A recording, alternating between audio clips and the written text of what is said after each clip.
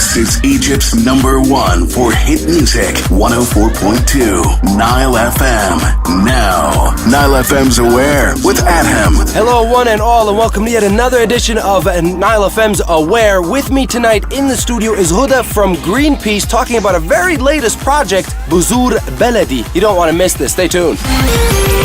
Egypt's #1 for hit music, 104.2 Nile FM.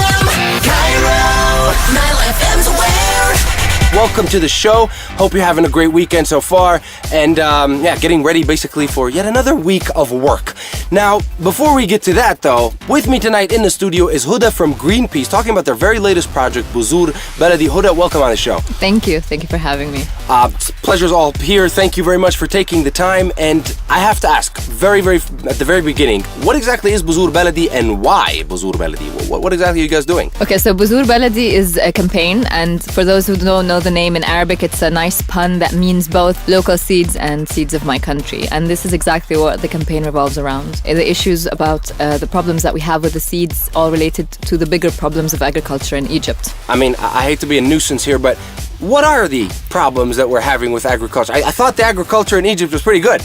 Unfortunately not. It's one of the biggest environmental problems that we have. And I think a lot of people can relate to that in one way or the other, especially, for example, as consumers, if you look at the quality of the food that we now have in the market. So for us, we went back to the source of the problem, which is the seeds. And we are basically, through this campaign, we want to start it off by raising awareness, to tell people about the extent of the problems at hand. And also to basically, we're looking to preserve local seeds. We want to preserve the Egyptian seeds that are now being extinct. And we want to basically break the dependency that we now have on importing seeds that have now become more and more genetically modified and hybrid seeds, which are not good at all in the long term. Okay, so let me break this down because you're kind of scaring me here a little bit. So the problem is it threefold. One, and you can see this in the quality of the food that we're eating, although, God help me, I just eat. I don't really pay attention.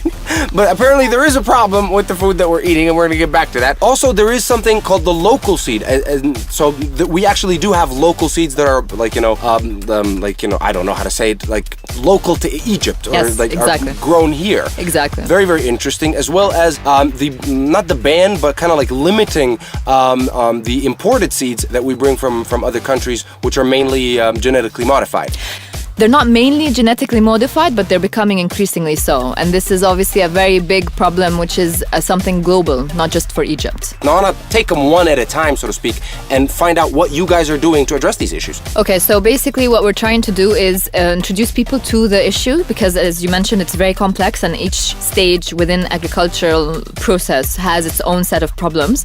So the initial phase is awareness and encouraging people to join us in the initiative. But we're also trying to do now, which is the second phase of it, because when we launched the initiative, we managed to do that in terms of spread the message or the issue, is basically to try to address it from the grassroots, which is with the farmers, where the problem really can be addressed at the end of the day. So what we're trying to do now is to discuss means to be able to preserve what we have left of Egyptian seeds. And with that is what we're trying to locate initiatives that are already taking place throughout the country of people or farmers that are trying to save the seeds that they are working with, because they're not really, the market doesn't allow them to keep them, so to speak.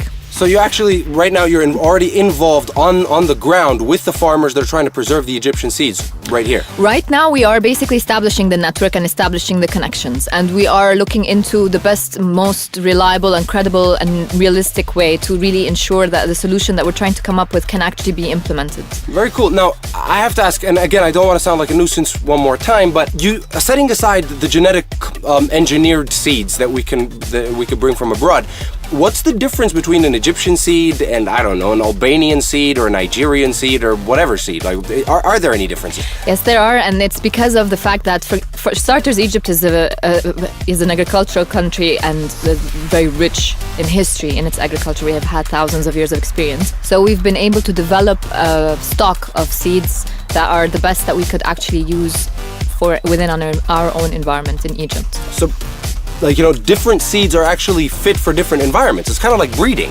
Exactly. It's exactly that idea. And at the end of the day, and the problem now is that not only are we losing the Egyptian seeds, we're also losing the diversity that we had. So for example, with tomatoes, rather than us seeing a standard form or standard kind of tomatoes in the market, we normally should be able to see hundreds of different kinds of tomatoes. That's amazing. Yeah. And I thought breeding was only reserved for German shepherds, but apparently it's reserved for tomatoes as well.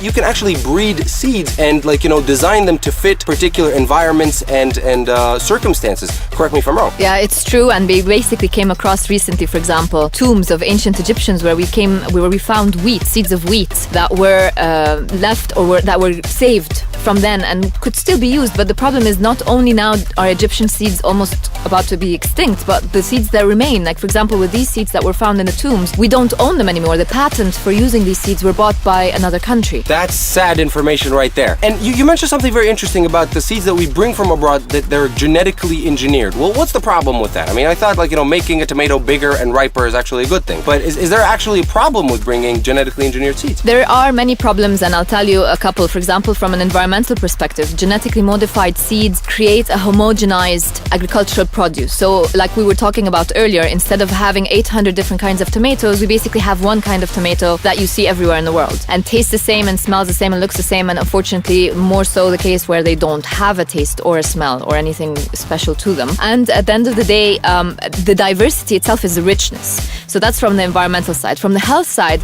we really are in a situation where we're being experimented on. No one really knows until today the long-term effects of consuming genetically modified food. So we're being used as guinea pigs as we speak because no one can tell. We're the generation that's going to hopefully live long enough to exhibit the signs or the symptoms of whatever it is that might happen from these genetically modified produce. So basically it's a crapshoot. Yes. Come to think about it, the cucumbers or the khiyar, pretty much, that I used to eat when we would go visit my great-grandma, may she rest in peace, in Fil Balad, in the countryside, it always just tastes a little bit better than the stuff that you buy in the supermarket. Now I see where you're coming from, more or less. Now let me understand, why is this happening? I mean, why are our bzour, why are our seeds so demolished? And is this something that's only happening in Egypt, or is it a global phenomenon? It's unfortunately a global phenomena, and the problem stems from the fact that now even seeds have become commodities that we're trading on. So it's become something that rather than it had its own intrinsic value, it's now being given a price tag. So now you have corporations that are using it as a commodity for profit, and that's where the essence of the problem comes from, because it's no longer what the consumers want or what is the best that we can offer consumers, and where do the farmers stand in terms of being able to control their job. It's about a commodity that they want to use for profit, and that's another thing that we're trying to break through this campaign is this dependency on importing seeds that are basically being monopolized through certain multinational entities globally. That's so basically right now, even the seeds, it's not just the drugs or the and when I say drugs I mean medication and stuff like that, but it's actually there's a market, there's a monopoly of seeds with big companies and conglomerates that are controlling this throughout the world. Yes, and the problem also is that these same companies control the entire the different stages of agricultural production. So not only do they control the ownership of the seeds and the selling of the seeds, they also control and manufacture all the fertilizers and chemical pesticides that now we've become unfortunately so dependent on using. So a farmer is basically forced to depend on an entire package that is monopolized by corporations. NILE FM's Aware right here for you, and you know what, it's coming to be that time of day where we'll have to wrap things up on tonight's episode, but I'm just so thankful for you, Hoda. Thank you very much, first of all, for taking the time and coming to talk to us about this great project, Bzour Balady, of course, a subsidiary or an umbrella project by Greenpeace. Now, you've mentioned so many of the different challenges that are facing agriculturers, so to speak, here in Egypt, especially a lot of emphasis about the seeds, the importing of genetically engineered seeds, and how to preserve our natural heritage of different types of seeds as well. But I have to ask, it sounds like such a big problem, especially that you mentioned it's a global phenomenon. Are you combating this on your own, or do you have any partners?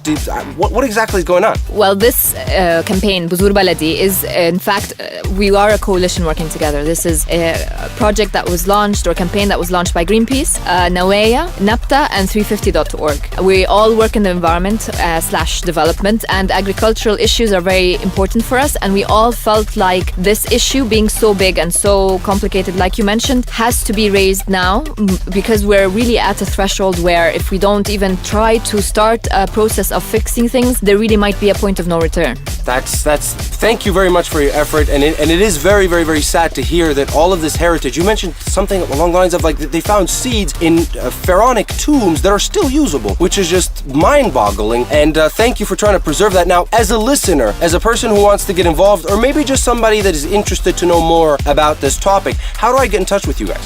We have a Facebook page for the campaign, which is called Bzour Balady, and people can also get in touch with individual pages for each of these organizations. So there's also a Facebook page for Greenpeace, there's a Facebook page for Nawaya or NAPTA or 350.org. So anyone who is interested in wanting to volunteer and to help us out can contact us through these pages. Well, one more time, I'm going to be a nuisance. I'm very, very sorry, but how do you spell Bzour Balady, just to make sure that people know how to reach you guys? So it's www.facebook.com/BOZOORBALADY. Bzour Balady it is. Thank you very much, Hoda, for joining me for tonight's edition of Aware. And as I always mention, if you're one of these individuals working with an organization or a project designed to help Egypt make it a better place, whether it's preserving agricultural heritage or animal rights, whatever it is, if you're trying to help the country and give back to the community, let me know what you guys are up to. Send me an email, aware@nileradioproductions.net. That's aware@nileradioproductions.net. Tell me a little bit about what you're doing. I would love to have you here